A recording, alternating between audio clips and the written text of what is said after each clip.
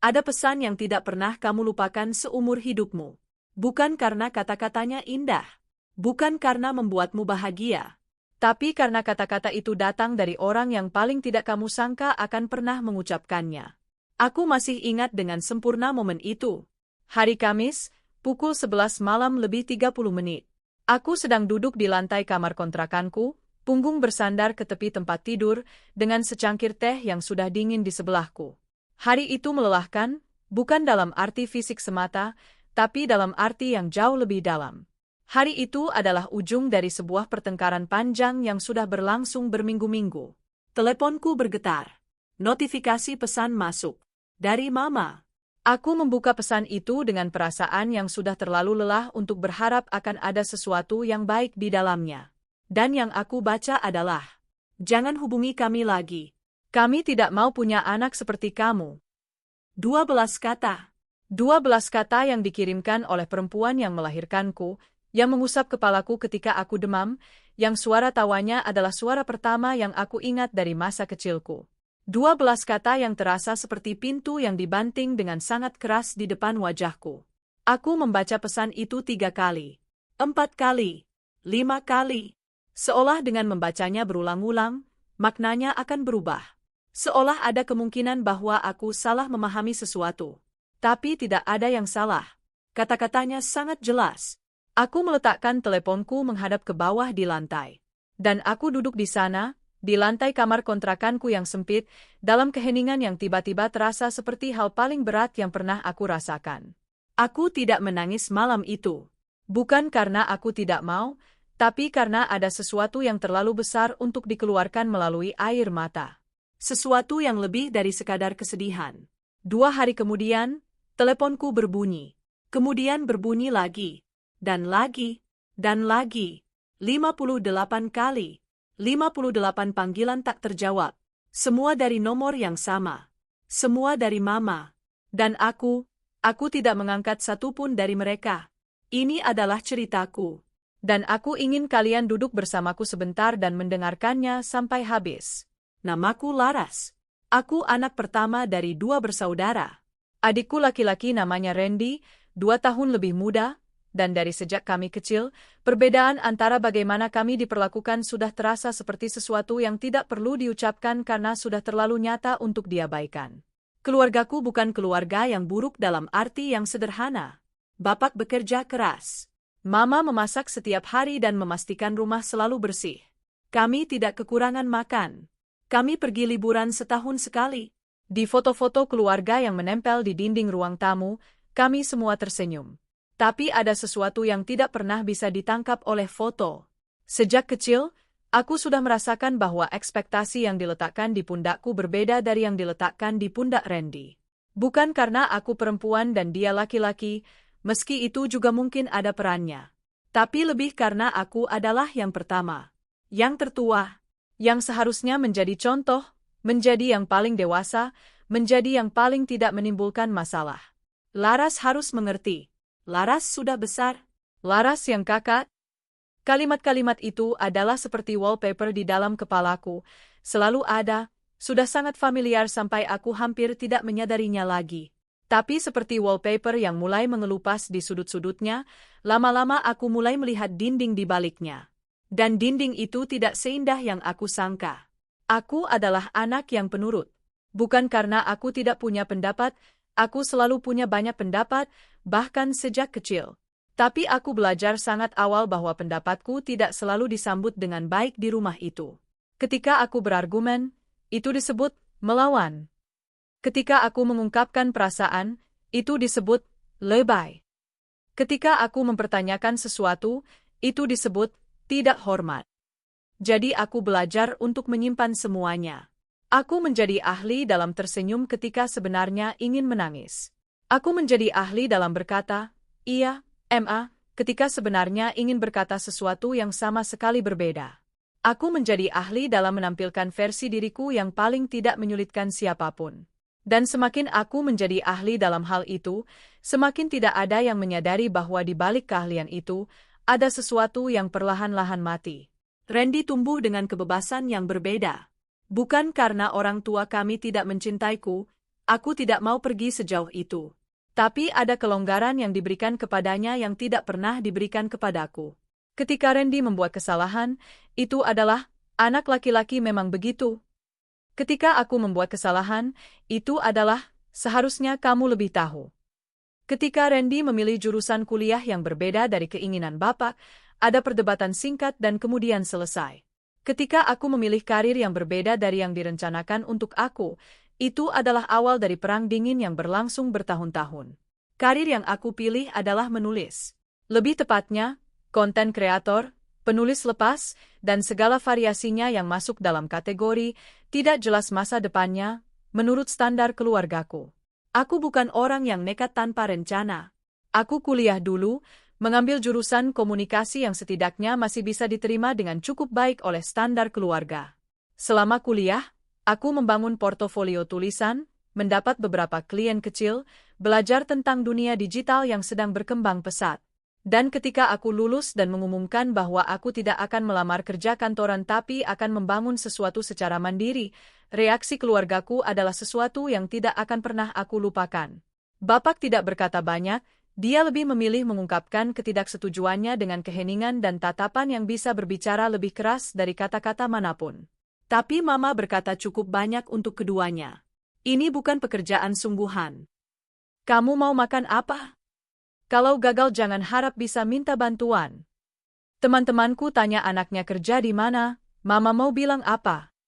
Kalimat terakhir itu yang paling menghantamku. Karena di situ aku menyadari bahwa sebagian dari keberatan Mama bukan tentang khawatir atas masa depanku. Tapi tentang apa yang bisa dia ceritakan kepada orang lain. Aku diam. Aku mengangguk. Aku pergi ke kamar dan memutuskan bahwa aku akan membuktikan sesuatu, bukan kepada mereka, tapi kepada diriku sendiri. Tahun-tahun berikutnya tidak mudah. Ada bulan-bulan di mana penghasilanku tidak cukup untuk menutup semua kebutuhan. Ada malam-malam di mana aku menatap layar laptop sampai pukul 2 dini hari, menyelesaikan pesanan tulisan yang bayarannya kecil tapi perlu. Ada momen-momen ketika aku hampir menyerah. Tapi ada juga momen-momen yang lain. Momen ketika tulisanku dibaca oleh ribuan orang dan ada yang mengirimkan pesan bahwa kata-kataku membantu mereka melewati masa yang sulit. Momen ketika klien pertamaku yang besar memperpanjang kontrak karena puas dengan kerjaku. Momen ketika aku bisa membayar tagihan bulanan dari penghasilanku sendiri tanpa menghitung dengan ketar-ketir. Pelan-pelan, aku mulai membangun sesuatu yang nyata. Di rumah, sikap Mama terhadap pekerjaanku tidak banyak berubah. Ketika aku pulang dan menceritakan pencapaian, dia mendengarkan dengan ekspresi yang tidak bisa aku baca, bukan bangga, bukan tidak bangga, hanya semacam penerimaan yang netral yang terasa lebih dingin dari ketidakpedulian. Yang berubah adalah permintaan-permintaan kecil yang mulai datang. Laras, tolong bantu bayar tagihan listrik bulan ini. Laras, Randy butuh uang untuk keperluan kuliahnya. Laras, ada keperluan mendadak, bisa transfer dulu. Aku membantu. Tentu saja aku membantu. Karena itulah yang diajarkan kepadaku, bahwa anak yang baik membantu keluarga. Tapi lama-lama aku mulai menyadari sebuah pola. Permintaan datang secara teratur. Jumlahnya tidak kecil. Dan tidak pernah ada pertanyaan tentang apakah aku punya kemampuan untuk membantu atau tidak, hanya asumsi bahwa aku bisa dan karena bisa, aku seharusnya. Dan ketika sekali waktu aku mengatakan bahwa bulan itu aku tidak bisa membantu karena ada pengeluaran tak terduga dari usahaku sendiri, respons yang datang bukan pengertian. Kamu itu egois. Pertengkaran besar yang pertama terjadi 2 tahun setelah aku benar-benar mandiri secara finansial.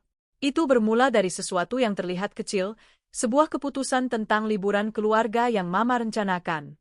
Dia ingin seluruh keluarga pergi bersama, dan dia sudah menentukan destinasi, hotel, tanggal, semuanya. Tanpa bertanya kepada siapapun, tanpa menghitung anggaran bersama. Dan kemudian tagihan itu datang kepadaku. Laras yang bayar ya, kamu yang paling mampu sekarang. Aku tidak langsung marah. Aku bertanya dengan tenang apakah ini sudah didiskusikan, apakah ada pembagian biaya yang adil, apakah semua orang tahu tentang rencana ini. Kenapa kamu ribet? Ini keluarga sendiri. Bukan soal ribet, Ma. Tapi soal komunikasi. Aku tidak dilibatkan dalam perencanaan ini, tapi tiba-tiba diminta menanggung biayanya. Jadi kamu tidak mau bantu keluarga? Bukan tidak mau, Ma. Tapi ada cara yang lebih baik untuk membicarakan ini. Kamu dulu tidak punya apa-apa. Siapa yang bantu kamu? Keluarga. Dan sekarang kamu giliran bisa bantu, kamu malah hitung-hitungan. Aku menarik napas panjang. Mama, aku tidak hitung-hitungan. Aku hanya minta untuk dilibatkan dalam keputusan sebelum keputusan itu dibuat atas namaku. Pertengkaran itu tidak selesai dengan baik. Mama mengakhirinya dengan pergi ke kamarnya dan tidak berbicara kepadaku selama sisa kunjunganku. Aku pulang ke kontrakanku dengan rasa berat yang tidak bisa langsung aku jelaskan. Setelah itu ada sebuah masa yang aku sebut masa mencoba lebih keras. Masa di mana aku berusaha untuk menjembatani jarak yang terasa semakin lebar antara aku dan keluargaku. Aku menelepon lebih sering. Aku pulang lebih sering. Aku menerima permintaan bantuan dengan lebih sedikit pertanyaan. Tapi semakin aku mencoba, semakin aku menyadari bahwa ada sesuatu yang mendasar yang tidak bisa diperbaiki hanya dengan usaha dari satu sisi. Setiap kali aku hadir, ada ekspektasi bahwa kehadiranku akan disertai dengan sesuatu, bantuan finansial, persetujuan atas keputusan yang sudah dibuat, ketundukan pada cara pandang yang tidak selalu aku setujui. Dan ketika aku hadir tanpa memenuhi ekspektasi itu, kehadiranku terasa tidak cukup. Ada seorang teman yang pernah berkata kepadaku, dalam beberapa hubungan, tidak peduli seberapa banyak kamu memberi, tidak akan pernah cukup. Karena masalahnya bukan pada jumlah yang kamu berikan. Masalahnya ada pada struktur hubungan itu sendiri. Waktu itu aku tidak sepenuhnya mengerti apa yang dia maksud. Aku baru mengertinya nanti, jauh kemudian, setelah aku sudah melewati lebih banyak hal. Titik yang mengubah segalanya datang di awal tahun ketika aku berusia 29 tahun. Aku sudah menjalankan usahaku selama hampir 4 tahun, dan untuk pertama kalinya aku berada di titik di mana aku merasa cukup stabil untuk mulai memikirkan rencana jangka panjang. Salah satu rencana itu adalah mengontrak tempat yang lebih layak, bukan lagi kamar sempit yang sudah menemani aku dari awal, tapi sebuah unit kecil yang lebih nyaman, lebih kondusif untuk bekerja, dan yang paling penting, benar-benar terasa seperti milikku. Aku memberitahu Mama tentang rencana ini dengan semangat yang tulus. Ini adalah tonggak yang penting bagiku. Mama mendengarkan, dan kemudian berkata, kalau kamu punya uang lebih baik kamu bantu adikmu dulu. Randy mau buka usaha, dia butuh modal. Aku berhenti sejenak. Ma, aku tidak bilang aku punya uang lebih. Aku bilang aku sudah cukup stabil untuk upgrade tempat tinggal. Itu dua hal yang berbeda. Tapi kamu bisa tunda dulu. Kontrakanmu yang sekarang masih bisa. Mama tidak pernah ke kontrakanku. Mama tidak tahu kondisinya seperti apa. Yang penting Randy dulu. Dia adikmu. Dan di saat itulah sesuatu yang sudah lama menahan diri akhirnya bergerak di dalam dadaku. Bukan ledakan, tapi seperti sebuah tanggul yang sudah retak-retak selama bertahun-tahun akhirnya tidak bisa menahan tekanan lagi. Mama, kataku dengan suara yang lebih tenang dari yang aku perkirakan, aku selalu ada untuk keluarga. Aku sudah membantu sebisa aku selama bertahun-tahun. Tapi ada saatnya aku juga perlu memprioritaskan diriku sendiri. Dan itu bukan sesuatu yang harus aku minta maaf. Mama menatapku dengan ekspresi yang aku tidak bisa membaca dengan pasti, tapi ada sesuatu di dalamnya yang terasa seperti kemarahan yang menahan diri. Kamu sudah berubah, katanya akhirnya. Sejak tinggal sendiri, kamu jadi orang lain. Mungkin aku tidak berubah, Ma. Mungkin aku baru jadi diri sendiri. Aku pulang malam itu dengan perasaan yang campur aduk. Ada rasa bersalah yang sudah begitu terlatih untuk datang, ada kelelahan yang sangat dalam, dan ada sesuatu yang lain. Sesuatu yang asing dan sedikit menakutkan. Lega. Beberapa minggu setelah percakapan itu, aku tetap mengontrak unit baru. Aku tidak meminta izin. Aku tidak meminta pendapat. Aku membuat keputusan untuk diriku sendiri, tentang hidupku sendiri, dengan uangku sendiri. Ketika aku memberitahu Mama, responnya dingin. Terserah kamu. Dua kata yang terdengar netral tapi terasa seperti hukuman. Aku mencoba untuk tidak terlalu merasakannya. Aku sibuk dengan proses pindahan, dengan menyusun ruangan baru, dengan mulai membangun rutinitas di tempat yang baru. Ada kegembiraan di sana, kegembiraan yang bersih dan tidak bersyarat, yang tidak tercampur dengan rasa bersalah. Tapi di belakang kegembiraan itu, ada kesadaran bahwa ada sesuatu yang sedang bergeser di antara aku dan keluargaku. Dan pergeseran itu terasa seperti tanah yang mulai bergerak, perlahan, hampir tidak terasa, tapi tidak bisa dihentikan. Pertengkaran terakhir, yang berujung pada pesan malam itu, bermula dari sesuatu yang kelihatannya kecil tapi sebenarnya sudah menyimpan banyak hal yang tidak terselesaikan. Randy akhirnya memulai usahanya, dengan modal yang sebagian datang dari bapak dan mama, dan sebagian dari berbagai sumber yang aku tidak sepenuhnya tahu detailnya. Usahanya tidak berjalan baik di bulan-bulan pertama. Dan karena tidak berjalan baik, ada tekanan yang kemudian dialihkan ke berbagai arah. Salah satunya ke arahku. Kamu seharusnya bantu adikmu dari awal. Kalau kamu mau bantu, mungkin usahanya tidak akan kesulitan seperti sekarang. Aku menatap Mama. Aku tidak dilibatkan dalam rencana usaha Randy dari awal. Aku tidak tahu detailnya. Aku tidak bisa bertanggung jawab atas sesuatu yang aku tidak pernah jadi bagian dari prosesnya. Ini keluarga. Kamu tidak perlu dilibatkan untuk tahu bahwa adikmu butuh bantuan.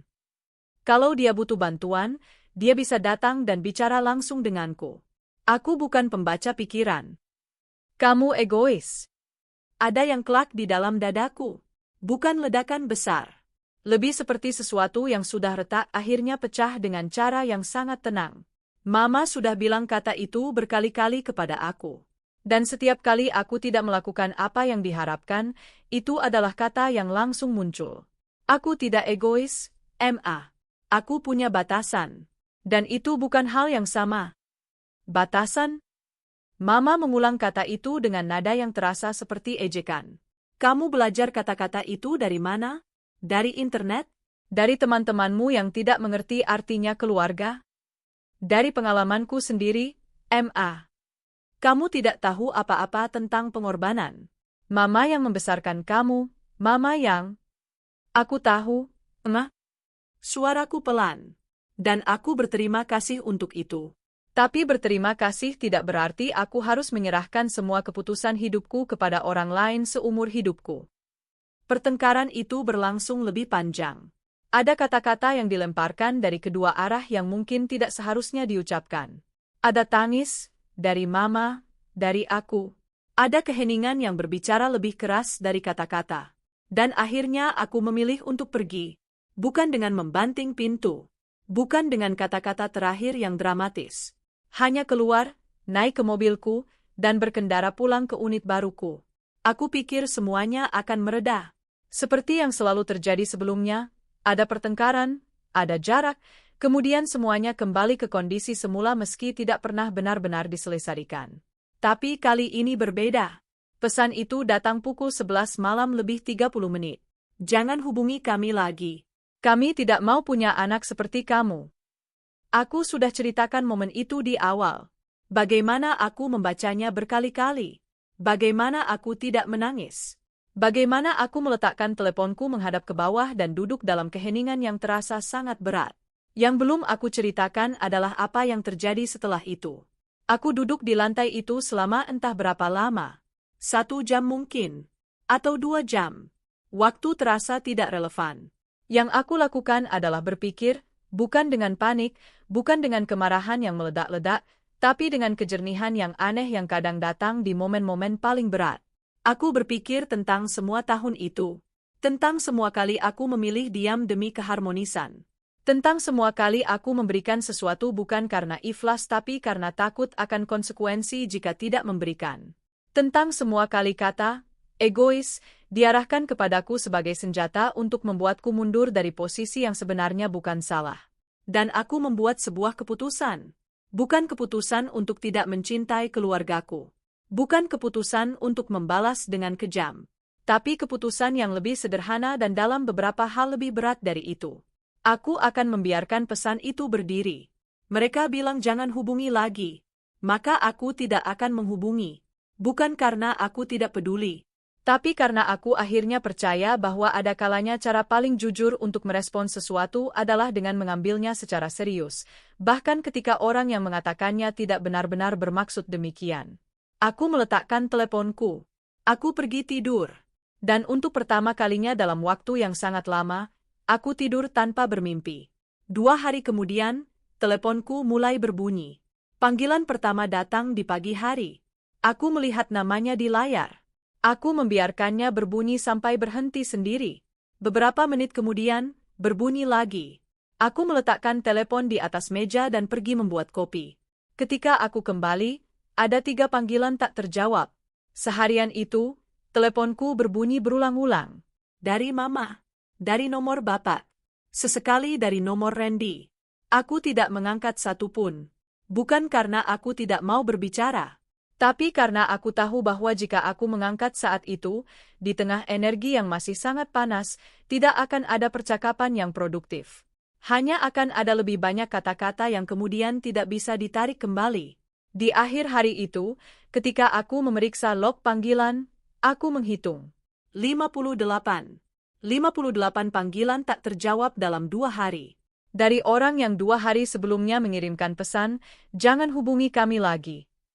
Aku menceritakan ini kepada sahabatku, Karin, yang sudah mengenalku sejak SMA dan yang sudah menyaksikan hampir semua babak penting dalam hidupku.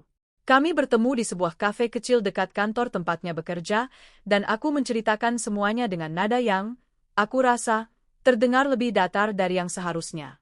Karin mendengarkan sampai selesai tanpa memotong. Dan kemudian dia berkata, 58 kali, lah. Iya. Dalam 2 hari. Iya. Setelah mengirim pesan, jangan hubungi lagi. Iya. Karin meletakkan cangkir kopinya. Apa yang kamu rasakan? Aku memikirkan pertanyaan itu dengan sungguh-sungguh sebelum menjawab. Banyak hal sekaligus. Ada bagian dari aku yang ingin langsung mengangkat telepon dan memastikan semuanya baik-baik saja. Ada bagian lain yang tahu bahwa kalau aku melakukan itu, siklus yang sama akan terulang. Dan ada bagian yang sangat kecil tapi sangat jelas yang berkata, ini bukan pertama kali mereka menggunakan kata-kata sebagai senjata dan kemudian menariknya kembali ketika situasi berubah. Karin mengangguk pelan. Kamu mau ngapain? Aku mau memberi diri sendiri waktu. Dan aku mau memberi mereka waktu. Sebelum ada percakapan apapun, aku perlu tahu bahwa percakapan itu akan berbeda dari semua percakapan sebelumnya. Bukan hanya meredakan situasi untuk kembali ke kondisi semula. Itu tidak mudah. Tidak. Tapi aku rasa itu perlu. 3 minggu aku tidak berkomunikasi dengan keluargaku.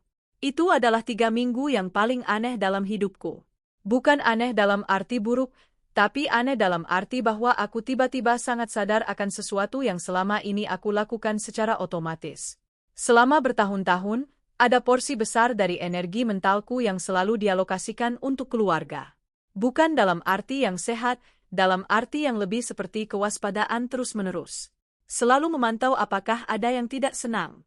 Selalu mengantisipasi kebutuhan yang akan datang. Selalu menghitung dampak dari setiap keputusanku terhadap dinamika keluarga. Dalam 3 minggu itu, porsi energi itu tidak ada kemana-mana. Dan untuk pertama kalinya, aku menyadari betapa besarnya porsi itu. Betapa lelahnya aku selama ini tanpa benar-benar menyadarinya. Aku menggunakan energi itu untuk hal-hal yang sudah lama tertunda. Aku menyelesaikan sebuah proyek tulisan yang sudah aku tunda berbulan-bulan. Aku menghubungi teman-teman lama yang sudah lama tidak aku sapa. Aku mulai membaca buku-buku yang sudah menumpuk di rak. Aku pergi jalan-jalan sendiri ke tempat-tempat yang tidak pernah aku sempat kunjungi meski sudah lama aku inginkan. Dan dalam waktu yang tenang itu, aku mulai melihat hidupku dengan cara yang berbeda. Aku mulai menyadari seberapa jauh aku sudah berjalan dari titik yang aku mulai. Aku mulai bisa menghargai apa yang sudah aku bangun, bukan karena ada yang melihat dan mengakuinya, tapi karena aku sendiri sudah cukup diam untuk akhirnya bisa melihatnya. Bapak adalah yang pertama mengirimkan pesan yang terasa berbeda dari yang lain. Bukan permintaan, bukan tuntutan. Hanya sebuah pesan singkat. Laras, Bapak mau bicara. Kalau kamu mau. 4 kata terakhir itu, kalau kamu mau, adalah sesuatu yang tidak biasa dari Bapak. Bapak bukan orang yang terbiasa menawarkan pilihan seperti itu. Dan justru karena tidak biasa, itu terasa signifikan. Aku tidak langsung membalas. Aku membiarkan pesan itu ada selama beberapa hari, membacanya beberapa kali, merasakan apa yang muncul di dalam dadaku ketika aku membacanya. Dan akhirnya aku membalas, "Kapan?"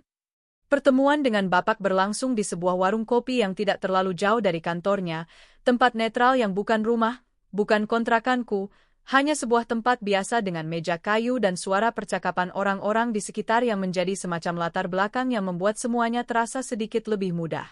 Bapak sudah ada di sana ketika aku tiba. Dia terlihat lebih tua dari terakhir kali aku melihatnya, atau mungkin itu hanya karena aku baru benar-benar melihatnya setelah jarak yang cukup jauh. Kami memesan kopi. Ada keheningan yang canggung di awal. Bapak menyeruput kopinya dan memandang keluar jendela. "Mama tidak seharusnya kirim pesan itu," katanya akhirnya. Aku tidak langsung menjawab. Dia menyesal. Tapi dia tidak tahu bagaimana cara bilangnya langsung ke kamu. "Bapak yang mewakilinya?" Dia menggeleng pelan. "Bapak kesini untuk Bapak sendiri, bukan mewakili siapapun." Dia menatapku. "Bapak juga tidak selalu adil kepadamu, Laras. Bapak tahu itu." Aku merasakan sesuatu naik ke tenggorokanku. Aku menelannya. "Kamu selalu jadi yang paling kuat di antara kalian. Dan Bapak rasa, kami terlalu sering menggunakan itu sebagai alasan untuk tidak terlalu khawatir tentangmu. Karena kamu selalu baik-baik saja. Atau kelihatannya begitu." "Karena aku belajar untuk kelihatan baik-baik saja, Pak." Bapak mengangguk pelan. Sangat pelan. "Bapak tahu. Kami duduk di sana cukup lama. Tidak semua yang perlu dikatakan diucapkan dalam pertemuan itu, dan itu tidak apa-apa. Tidak semua luka bisa disembuhkan dalam satu percakapan. Tapi ada sesuatu yang bergerak di sana. Sesuatu kecil tapi nyata. Sebuah awal dari sesuatu yang belum aku bisa namai dengan tepat tapi bisa aku rasakan." Percakapan dengan Mama datang lebih lambat dan lebih sulit. Mama bukan orang yang mudah memulai percakapan seperti itu. Dia lebih terbiasa berbicara tentang hal-hal yang konkret, makanan, kebutuhan, rencana. Berbicara tentang perasaan dan tentang hal-hal yang tidak terlihat adalah wilayah yang tidak nyaman baginya. Tapi suatu hari, sekitar 6 minggu setelah malam pesan itu, Mama menelepon. Aku mengangkat. Beberapa detik pertama hanya ada keheningan. Dan kemudian Mama berkata, dengan suara yang terdengar lebih kecil dari yang biasanya. "Mama kangen kamu." 3 kata. Hanya 3 kata. Tapi dari mulut Mama, 3 kata itu adalah sesuatu yang besar. Sesuatu yang tidak mudah. "Aku juga, Ma," kataku pelan. Percakapan itu tidak langsung memperbaiki segalanya. Ada masih banyak hal yang perlu dibicarakan, banyak pola yang perlu disadari dan diubah, banyak pemahaman yang perlu dibangun. Itu semua tidak terjadi dalam satu telepon. Tapi percakapan itu adalah sebuah pintu. Pintu yang kali ini tidak dibuka dengan paksa dari salah satu sisi, tapi dibuka dengan hati-hati dari keduanya. Proses rekonsiliasi dengan keluargaku berjalan pelan dan tidak selalu mulus. Ada kemunduran. Ada momen-momen di mana pola lama mulai muncul kembali dan aku harus mengingatkan diri sendiri, dan kadang secara langsung mengingatkan mereka bahwa hubungan ini sedang belajar cara baru untuk beroperasi. Bukan semua orang siap untuk perubahan itu pada kecepatan yang sama. Randy, misalnya, masih sesekali bersikap dengan cara yang mencerminkan ekspektasi lama yang tidak adil. Tapi ada perbedaan sekarang, aku tidak lagi menelannya diam-diam. Aku bicara. Dengan jelas, dengan tenang, tanpa drama. Dan anehnya, ketika aku mulai berbicara dengan jelas tentang batasan, ketika kata itu tidak lagi diucapkan dengan penuh permintaan maaf atau setengah-setengah, sesuatu dalam dinamika keluarga mulai bergeser. Pergeserannya lambat. Pergeserannya tidak sempurna. Tapi nyata. Ada satu momen yang akan selalu aku ingat. Ini terjadi sekitar setahun setelah malam pesan itu, ketika aku sedang berkunjung ke rumah dan kami makan malam bersama untuk pertama kalinya setelah waktu yang sangat lama. Mama memasak. Bapak menyiapkan meja. Randy datang terlambat seperti biasanya. Dan kami duduk bersama dalam suasana yang tidak bisa aku deskripsikan sebagai harmonis sempurna, tapi tidak juga penuh ketegangan yang membekukan. Lebih seperti Orang-orang yang sedang belajar satu sama lain dari awal. Dengan semua pengetahuan yang sudah ada, tapi dengan kesediaan untuk tidak hanya mengulang pola yang lama. Di ujung makan malam itu, Mama meletakkan sumpit dan menatapku dengan cara yang tidak biasa. "Usahamu bagaimana sekarang?" tanyanya. Pertanyaan yang sederhana. Tapi pertanyaan itu bukan tentang kapan aku akan kerja kantoran, bukan tentang apa yang orang lain pikirkan, bukan tentang keperluan yang perlu dipenuhi. Tapi tentang usahaku. Tentang apa yang aku bangun. "Sedang berkembang, Ma?" jawabku. "Pelan-pelan, tapi berkembang." Mama mengangguk. "Bagus." Satu kata. Tapi dari Mama, dalam konteks ini, satu kata itu terasa seperti sebuah dunia. Ada banyak hal yang ingin aku bagikan dari perjalanan ini. Tapi aku ingin memilih yang paling penting, yang paling nyata dan yang paling mungkin berguna untuk kalian yang mungkin mengenali diri kalian dalam cerita ini. Yang pertama, ada perbedaan besar antara menghormati orang tua dan membiarkan dirimu dikendalikan oleh rasa bersalah yang mereka tanamkan. Kita tumbuh dengan ajaran bahwa menghormati berarti menurut. Bahwa mengasihi berarti tidak pernah mengecewakan. Bahwa menjadi anak yang baik berarti menyembunyikan kebutuhanmu sendiri demi memenuhi kebutuhan orang-orang di sekitarmu. Tapi menghormati yang sejati bukan tentang ketundukan. Menghormati yang sejati adalah tentang memperlakukan hubungan itu dengan cukup serius untuk jujur di dalamnya. Termasuk jujur tentang apa yang menyakiti. Tentang apa yang tidak bisa kamu terima. Tentang siapa kamu sebenarnya. Yang kedua, kadang langkah mundur adalah satu-satunya cara untuk menciptakan ruang bagi sesuatu yang lebih baik untuk tumbuh. 58 panggilan tak terjawab. Aku tahu banyak orang yang mungkin berpikir bahwa aku seharusnya langsung mengangkat, bahwa membiarkan orang tua menunggu seperti itu adalah kekejaman. Tapi coba bayangkan jika aku mengangkat. Coba bayangkan jika aku langsung masuk kembali ke dalam dinamika yang sama, dengan energi yang sama, dengan kata-kata yang sama. Tidak akan ada perubahan. Hanya akan ada kelanjutan dari siklus yang sudah berlangsung terlalu lama. Kadang yang paling penyayang yang bisa kamu lakukan, untuk dirimu sendiri dan untuk hubungan itu, adalah berhenti sejenak. Menciptakan jeda. Memberikan semua orang yang terlibat kesempatan untuk merasakan akibat dari kata-kata dan tindakan mereka, bukan langsung diselamatkan dari konsekuensinya. Yang ketiga, batasan bukan tembok. Batasan adalah pintu. Ketika aku mulai berbicara tentang batasan, reaksi pertama dari keluargaku adalah bahwa aku sedang membangun tembok di antara kami. Bahwa aku sedang menolak mereka. Bahwa aku tidak mau menjadi keluarga lagi. Tapi itu bukan yang terjadi. Yang aku lakukan adalah membangun struktur yang membuat hubungan itu bisa berlangsung dengan cara yang lebih sehat. Batasan bukan tentang menutup diri, tapi tentang menentukan dengan jelas di mana aku berdiri, apa yang bisa aku terima, dan apa yang tidak. Justru dengan kejelasan itu, hubungan yang ada bisa menjadi lebih jujur dan lebih nyata dari sebelumnya. Dan yang terakhir, kamu tidak bertanggung jawab untuk menyelesaikan semua luka yang tidak kamu ciptakan. Ini mungkin yang paling sulit untuk dipahami, apalagi bagi anak tertua, apalagi bagi mereka yang sudah terbiasa menjadi yang paling kuat, yang terbiasa menjadi penyelesai masalah, yang terbiasa menyerap beban orang lain sebagai bagian dari identitasnya. Ada luka dalam keluargaku yang sudah ada jauh sebelum aku lahir. Ada pola yang sudah berlangsung lintas generasi yang tidak bisa aku perbaiki sendirian. Dan aku harus belajar, dengan sangat susah payah, bahwa bukan tugasku untuk memperbaiki semuanya. Tugasku adalah memutuskan pola yang ada di dalam kendalinya, pola dalam diriku sendiri, dalam cara aku merespons, dalam cara aku menjalani hidupku. Sisanya, itu adalah perjalanan masing-masing orang. Dan aku bisa hadir sebagai pendukung, tapi bukan sebagai penyelamat. Hari ini aku menulis ini dari unit baruku, unit yang dulu Mama sarankan untuk aku tunda demi keperluan lain. Ruangan yang perlahan-lahan menjadi tempat yang benar-benar terasa seperti milikku. Ada tanaman di jendela yang aku rawat sendiri. Ada rak buku yang penuh dengan buku-buku yang aku pilih sendiri. Ada meja kerja di mana aku menghabiskan berjam-jam setiap hari untuk membangun sesuatu yang dulu disebut bukan pekerjaan sungguhan. Di atas meja itu ada sebuah buku catatan kecil yang sudah penuh dengan tulisan tanganku sendiri. Di halaman pertamanya, ada satu kalimat yang aku tulis pada malam ketika aku duduk di lantai kamar dan membaca pesan itu untuk pertama kalinya. Mereka boleh mendefinisikan siapa yang mereka mau aku jadi. Tapi hanya aku yang boleh memutuskan siapa aku sebenarnya. Aku menutup buku catatan itu dan menatap jendela. Di luar, sore sedang berubah menjadi senja, langit di atas kota ini berwarna campuran oranye dan merah muda yang tidak bisa ditangkap dengan sempurna oleh kamera apapun. Hubunganku dengan keluargaku masih dalam proses. Masih ada hari-hari yang sulit.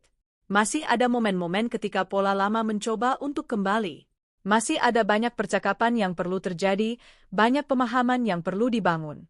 Tapi ada sesuatu yang berbeda sekarang yang tidak bisa diambil kembali. Aku tahu di mana aku berdiri. Aku tahu apa yang bisa aku berikan dan apa yang tidak. Aku tahu bahwa mencintai seseorang tidak berarti mengorbankan dirimu sendiri untuk mereka, dan bahwa menjaga dirimu sendiri bukan bentuk dari tidak mencintai. 58 panggilan tak terjawab mengajari aku sesuatu yang tidak bisa diajarkan oleh 100 buku tentang hubungan keluarga, bahwa terkadang, satu-satunya cara untuk membuat seseorang menyadari nilai kehadiranmu adalah dengan membiarkan mereka merasakan ketidakhadiranmu. Bukan sebagai hukuman, bukan sebagai balas dendam, tapi sebagai kebenaran yang perlu dirasakan agar bisa dimengerti. Dan ketika kamu akhirnya hadir kembali, bukan karena tekanan, bukan karena rasa bersalah, tapi karena kamu memilih untuk hadir, kehadiran itu memiliki bobot yang berbeda. Artinya berbeda. Terasa berbeda. Itu adalah kehadiran yang lahir dari kebebasan. Dan kehadiran seperti itulah yang benar-benar berarti.